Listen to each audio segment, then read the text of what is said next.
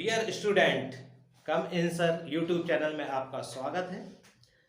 हम आपको आज हाई स्कूल बोर्ड में कुछ अध्याय बताएंगे।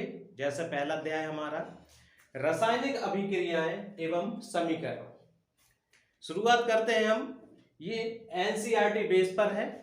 ये उत्तर प्रदेश सरकार द्वारा चलाई गई बुक है, विज्ञान की, नए पैटर्न पर आधारित है। हम आपको इसमें सबसे पहले कुछ जानकारी देना चाहते हैं, जैसे कि दैनिक जीवन में हम कुछ डेली यूजेस में हम कुछ हमारे शरीर में या हमारे आसपास कई रासायनिक अभिक्रियाएं होती है। जैसे हम देखते हैं कि गर्मियों में कमरे के तापमान पर दूध का फटना, इसी प्रकार जब हम लोहे को अर्ध वायुमंडल में छोड़ देते हैं तो हमारे क्या है वो देखेंगे कि किस प्रकार की रासायनिक अभिक्रिया होती है।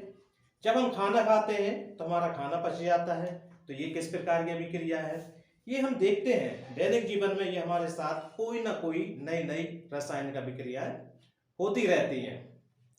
पिछले अध्याय में आप लोगों ने भौतिक विज्ञान और रसायन विज्ञान के कुछ परिवर्तन देखे थे और पिछली कक्षाओं में आपने ये सब सीखा होगा कि किस प्रकार से रासायनिक परिवर्तन होते हैं।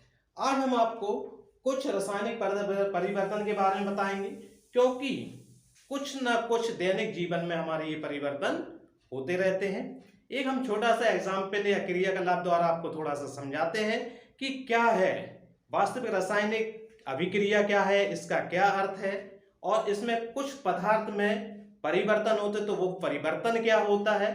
चलिए हम आगे बढ़ते हैं अपने टॉपिक की तरफ, जो है रासायनिक अभिक्रियाएं एवं समीकरण। हम सबसे पहले मैग्नीशियम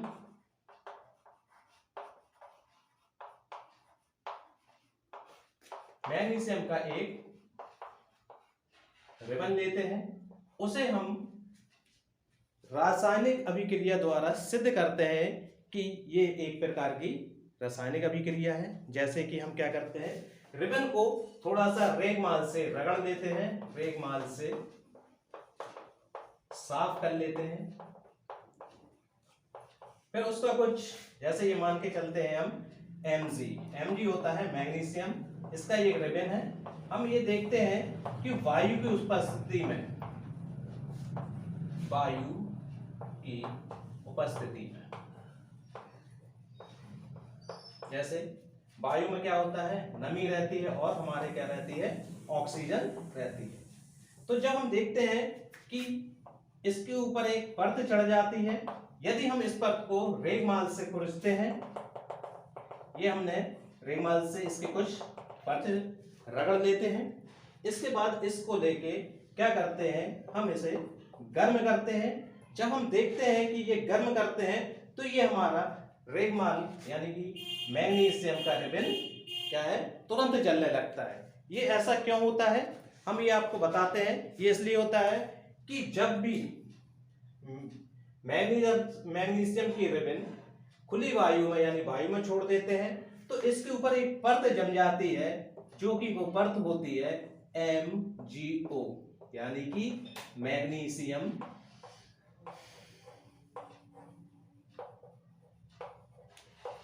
ऑक्साइड। इसकी परत रहती है मैग्नीशियम ऑक्साइड। इसी मैग्नीशियम ऑक्साइड की वजह से जब हम बिना साफ किए हुए यानी इसे वायु की उपस्थिति में मैग्नीशियम रिबन को बिना साफ किए हुए जलाते हैं तो ये बहुत ही देर में जलता है। क्यों जलता है, क्योंकि इसके ऊपर मैग्नीशियम ऑक्साइड की परत चढ़ी हुई रहती है। यदि हम इसे रेगमाल से साफ कर देते हैं तो ये हमारा क्या होता है कि मैग्नीशियम ऑक्साइड की परत हट जाती है और ये तुरंत जलने लगता है। आगे हमारा जो प्रश्न दिया गया है या पहला क्वेश्चन है हमारा यही बनता है कि मैग्नीशियम रिबन को रेगमाल से साफ क्यों किया जाता है, तो इसका आंसर हमारा ये भी होता है। इससे पहले हम आपको कुछ प्रतीकात्मक चीजें बताएंगे जो कि हमारे लिए काफी इंपॉर्टेंट है, हम और पिछली कक्षाओं में आप लोग पढ़ भी चुके हैं। जैसे प्रतीक होता है, हम कुछ प्रतीक इसलिए बता रहे हैं अभी क्योंकि अभी आपको आगे जानकारी के लिए जरूरी होता है। जैसे हाइड्रोजन।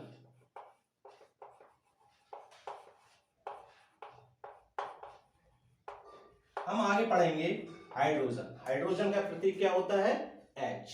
इसके बाद हम मेन आपको प्रतीक बता रहे हैं। फिर आपको जरूरत पड़ेगी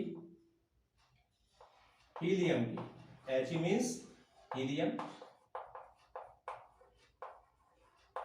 ये हमारे प्रतीक होते हैं, ये उनके नाम होते हैं। फिर आगे हमें जरूरत पड़ेगी O। O मीन्स होता है ऑक्सीजन।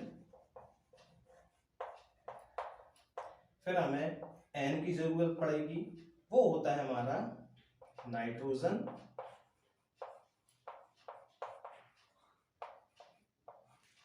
फिर हमें जरूरत पड़ेगी C यानी कि कार्बन। फिर आगे हमें जरूरत पड़ेगी Cl। Cl means chlorine. Aluminium Al, aluminium. ये हमने क्लास 9 में पढ़ा था।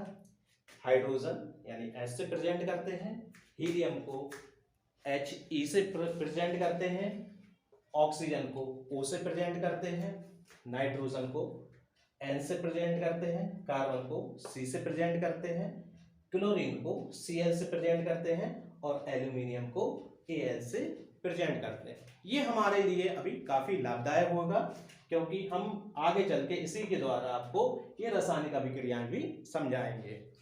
इसके लिए थोड़ा हम आगे बढ़ते हैं।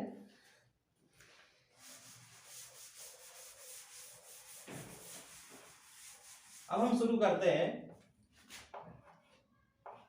रासायनिक समीकरण। क्या आप स्टार्ट करते हैं रासायनिक अभिकरण।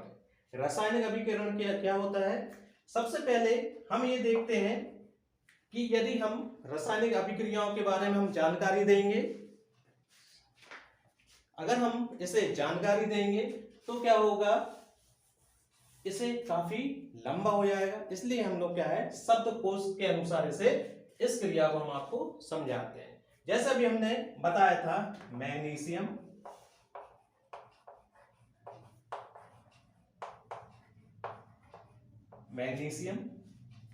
Plus oxygen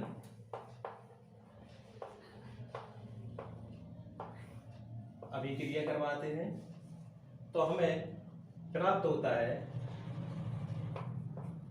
magnesium oxide. Magnesium oxide. अब हम देखते हैं, मैग्नीशियम प्लस का साइन है, ऑक्सीजन तीर का निशान है, बनता है मैग्नीशियम ऑक्साइड। यानी कि हमारा ये क्या है, ये हमारा अभिकारक है।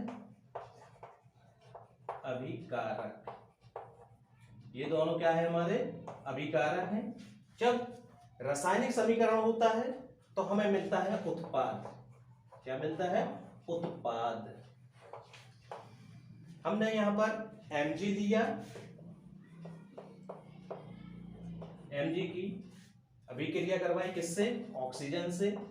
ये तीर का निशान लगाया, हमें प्राप्त हो गया MgO। MgO क्या है? ये हमारा मैग्नीशियम ऑक्साइड है। इसके लिए क्या है, हमने क्या किया, सिंपल से लिखा, मैग्नीशियम प्लस का साइन लगाया, ऑक्सीजन का O लगाया, ये तीर का निशान होता है अभिक्रिया के लिए, और जो हमारा उत्पाद बनता है वो MgO बनता है। यही आज हमारा रासायनिक समीकरण होता है। इसी के साथ ही आज हमारा टॉपिक खत्म होता है। ये टॉपिक था हमारा 1.1। नेक्स्ट वीडियो में हम आपको 1.2 बताएंगे और इसी के साथ ही हम आज अपना वीडियो खत्म करते हैं। Thank you.